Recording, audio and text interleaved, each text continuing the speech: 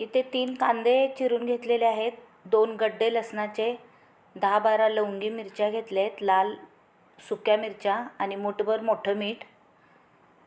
मिरच्या, लसूण आणि मोठं मीठ सुरुवातीला पाट्यावर बारीक वाटून घ्यायचं, एकदम बारीक वाटायचं.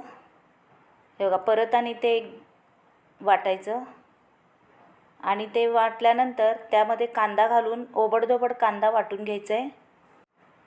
त्या मिरच्यांच्यामध्येच हा कांदा वाटून घ्यायचा आहे.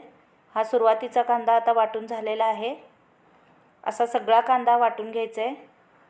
एवढा राहिलेला कांदा पण असा वाटून घ्यायचा आणि एका प्लेटमध्ये काढायचं आहे आणि हे सगळं मिक्स करायचं आहे.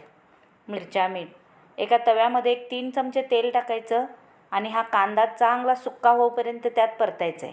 आता आपली ही कांद्याची चटणी तयार झाली आहे. भाकरीसोबत एकदम छान लागते.